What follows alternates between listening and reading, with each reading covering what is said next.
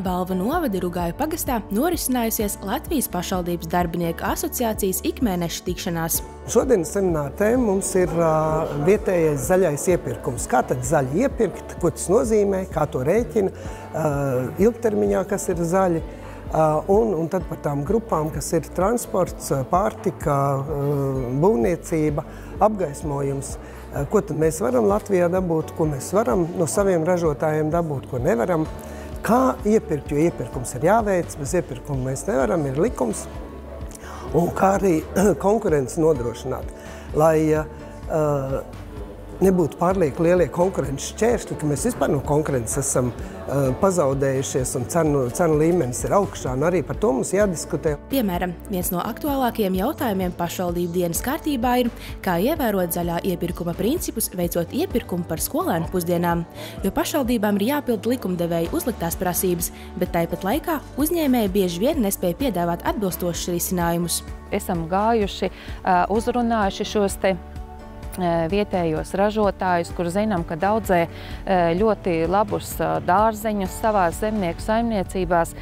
Vienkārši, jā, varbūt savu reizi mēs esam arī ļoti turējušies pēc šiem te kritērijiem, kas zemniekam varbūt ir neizpildāmi. Tātad tā ir uzglabāšana visas sezonas garumā, tās ir regulāras piegādes, kas atkal rada papildus izdevumus, jo šeit jau arī mums bija varbūt arī tādi, arī neatrisināti jautājumi, arī pieņemsim mācību iestādēm, arī nav šie te pagrabi, kur uzglabāt arī pieņemsim šos te dārzeņus, lai pietiktu visai mācību gadā sezonai. Un iespējams, kā vienu no risinājumiem, Balvu novada pašvaldība saredz šo te pagrabu izbūvu mācību iestādēs, bet bez tā ir vēl citi risinājumi, kurus vērts apdomāt. Piemēram, lai samazinātu pārtikas atkritumu daudzumu, ļaut bērniem pašiem sev uz šķīvi uzlikt to, ko viņš vēlas, vai arī mainīt pusdienas šķīvi izmērus un citas lietas. Bet bez neskaidrībām pārtikas iepirkumos ir arī vēl citas tēmas. Piemēram, kā viena no Eiropas zaļā kursa prerogatīvām ir tātad šis zaļais kurs, ja, kā ietvaros ir, teiksim, jāveic gan tīrā transporta līdzekļu iepirkuma, teiksim, šī te procedūra. Pašvaldībām ir jānodrošina, ka vismaz 22% no konkrētajā iepirkumā iepirktajiem autotransporta līdzekļiem ir elektroauto. Tātad mēs nevaram pat iepirkt šīs te hibrīda automašīnas, tai skaitā arī, piemēram, skolēnu pārvadājumiem, autobusus, bet mums ir tātad jāiepērk ar alternatīviem risinājumiem, nevis iekšdedzes dzinējiem darbinām transporta līdzekļi.